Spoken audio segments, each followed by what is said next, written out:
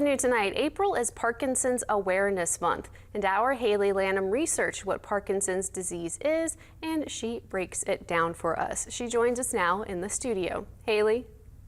April is Parkinson's Awareness Month, and this week we will take a closer look into what the disease is, how caregivers provide support, and ways to treat it.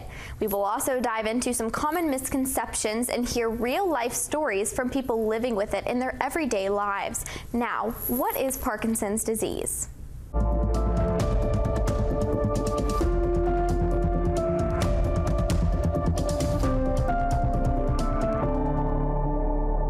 Parkinson's disease is a neurodegenerative disorder.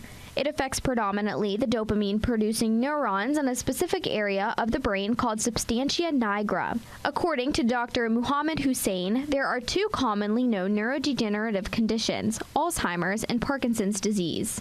The Cleveland Clinic says Parkinson's affects the area of the brain that is in charge of movement. Dopamine is a neurotransmitter made in your brain. It plays a role as a reward center and in many body functions, including memory, movement, motivation, mood, attention, and more. So dopamine is a chemical, or one of the chemicals in the brain that are involved in movement. So data says that when you lose about 60% of your nerves that generate dopamine, you start developing symptoms of Parkinson's. Only 10 to 15% of people with Parkinson's get it hereditary. According to Dr. Hussein, the typical age to be diagnosed with Parkinson's is 60 and above. Those who are diagnosed early on in their 30s or 40s may get genetic testing. Dr. Hussein says there are some early signs that could result in a diagnosis. When the chemical dopamine starts to deplete in the brain, they'll notice that they're a little slow to move, their arm movement is slow, they're slow to walk, and they have a tremor. So that's the classic initial presentation. It's either a resting tremor or a pill rolling tremor, and slowness of movement with their arms and their feet and trouble walking.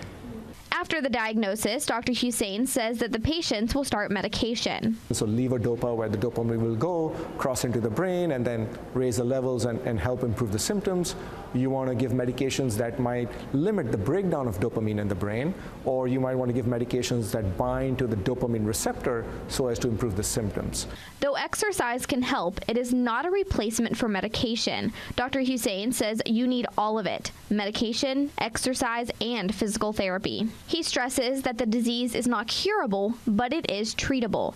The doctor says many are not aware of the sleep disorders that come with Parkinson's disease. The disease is progressive, so there are going to be complications later on. So besides the movement and the tremor, patients with Parkinson's disease, the biggest problem they have is with sleep disorders.